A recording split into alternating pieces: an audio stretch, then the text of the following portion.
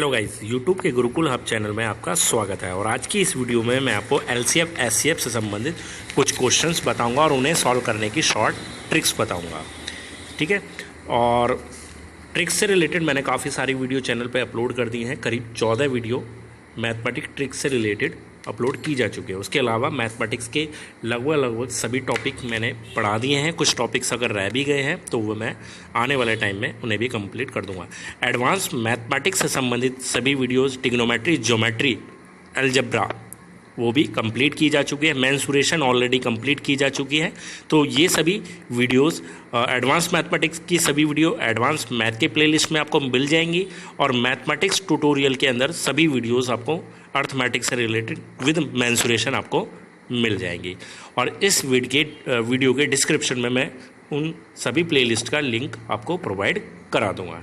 ठीक है गाइस, तो स्टार्ट करते हैं। जो हमारे पास फर्स्ट क्वेश्चन है, हालांकि क्वेश्चन बहुत सिंपल है, लेकिन इस क्वेश्चन को बताने के पीछे बहुत बड़ा रीज़न है, क्योंकि आने वाले क्वेश्चन कुछ मैं इसी क्वेश्चंस पर बेस्ड बताऊंगा। अब क्वेश्चन है कि LCM of the two numbers is 225 and their HCF is 5। If one number is 25 the other number will B.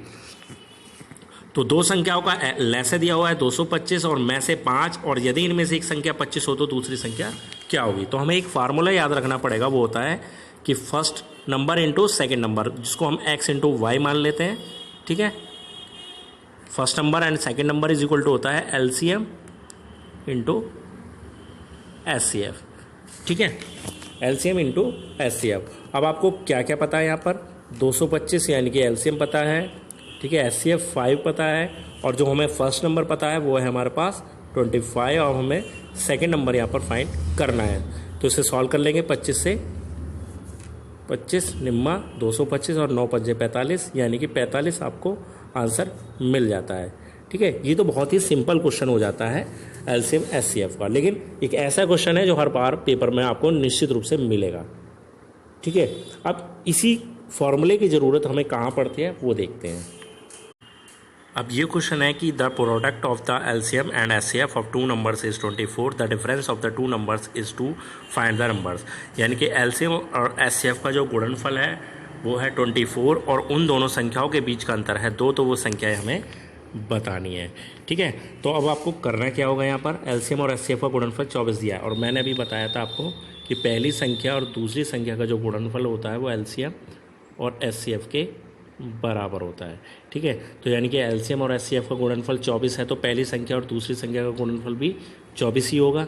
ठीक है, तो 24 अगर गुणनफल है और उन संख्याओं के बीच का अंतर 2 है, तो ऐसी दो संख्याएं आप खुद कैलकुलेट कीजिए, खुद अपने माइंड में सोचिए कि जिनकी गुणा कर दें तो 24 बन जाए, और जिनको आपस में घटा दें तो 2 बन जाए। तो कौन कौन सी संख्याएं बन जाती हैं, एक तो 6 और एक 4, यानी कि 6 चौक 24 और 6 माइनस 4 2।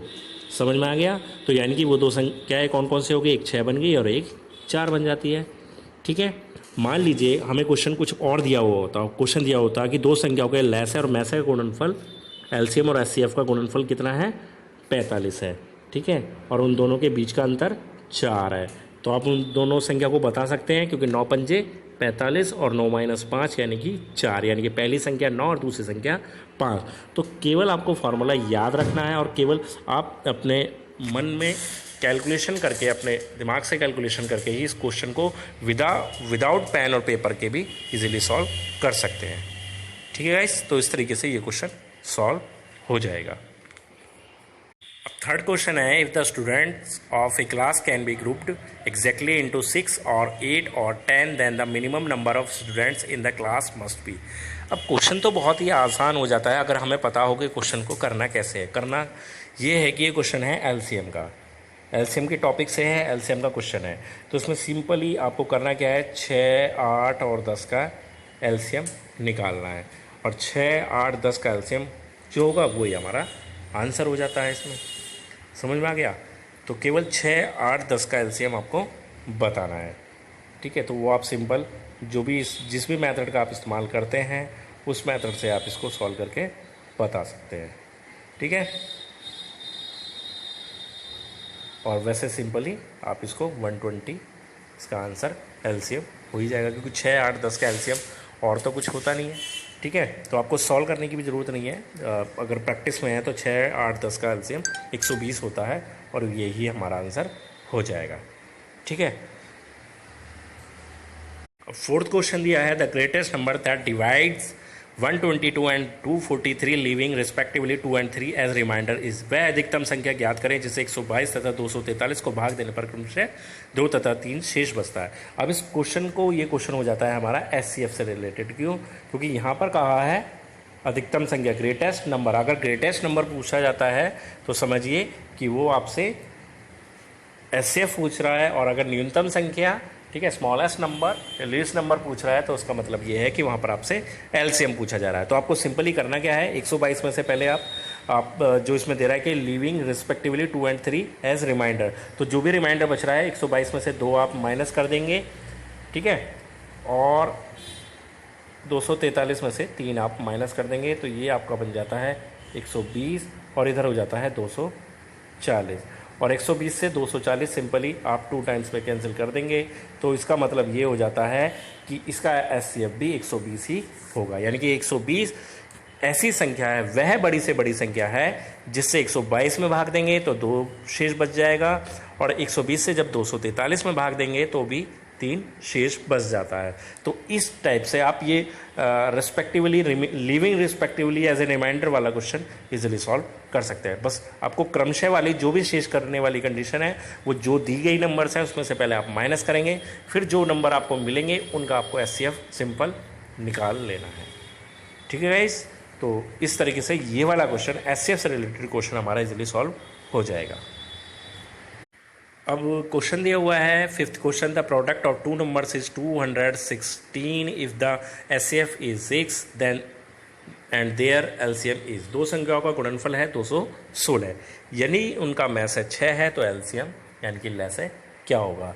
तो अभी मैंने आपको एक फॉर्मूला बताया था कि पहली संख्या गुणा दूसरी संख्या बराबर एलसीएम इंटू एचसीएफ, तो यानी कि एक्स इंटू वाई, यहाँ तो गुणनफल दिया हुआ है 216 है हमें, ठीक है, एलसीएम हमें पता नहीं है, वही हमें बताना है, इंटू एचसीएफ हमें 6 दिया हुआ है, 6 से ये सिंपल 36 टाइम कैंसिल हो जाएगा, तो आपका एलसीएम कितना आ जाएगा, 36 एलसीएम हो जाएगा। तो सिंपल आपका क्वेश्चन सॉल्व हो जाता है। ठीक है, आपको सिंपल फार्मूला बस याद रखने की है, आप डायरेक्ट क्वेश्चन देखिए और 6 से सीधा 216 को काट दीजिए 36 बार में, और सीधा 36 पर आप वहाँ पर क्लिक कर देंगे, आपको 4 ऑप्शन मिलेंगे। ठीक है, तो बिना किसी टाइम को वेस्ट किए आप इस तरह के क्वेश्चन सॉल्व कर सकते हैं। अब ये क्वेश्चन 6 क्वेश्चन है एलसीएम एचसीएफ का मोस्ट इंपॉर्टेंट क्वेश्चन, और इसके बाद जो क्वेश्चन आएगा 7 क्वेश्चन, वो भी मोस्ट इंपॉर्टेंट क्वेश्चन है, और इसको करने में स्टूडेंट्स को कुछ परेशानी भी आती है। ठीक है, मैं बहुत ही ईजी मेथड से आपको ये दोनों क्वेश्चन कंप्लीट कराऊंगा। ठीक है, तो इसको थोड़ा सा समझ के चलेंगे। क्वेश्चन है, the sum of 2 numbers is 84 and their HCF is 12, total number of such pairs of numbers is. ठीक, तो आपको करना क्या है कि 2 संख्याओं का योग आपको 84 दिया हुआ है और उनका एचसीएफ 12 दिया हुआ है, तो इस तरह के संख्याओं के जोड़ों की कुल संख्या क्या होगी, मतलब इस तरह की संख्याओं के कुल कितने जोड़े बनाए जा सकते हैं। तो आपको सीधी सी एक बात याद रखनी है कि जो हमारा एचसीएफ होता है वो संख्याओं का कॉमन पार्ट होता है। ठीक है, तो यानी कि हम एक संख्या रखेंगे एक्स और वाई की फॉर्म में, यानी कि पहली संख्या बन जाएगी हमारी 12x और दूसरी संख्या हो जाएगी 12y, और इन दोनों का योग किसके बराबर है, 84 के बराबर है। ठीक है, तो यहाँ से हम 12 कॉमन लेंगे तो हमारे पास x प्लस वाई बन जाता है, और वो हो जाता है 84 के बराबर, यानी कि 12 सत्ते 84, x प्लस वाई बराबर हो जाता है 7 के। ठीक है, यानी कि दोनों संख्याओं का योग अब इस टाइम हमारा बन रहा है 7।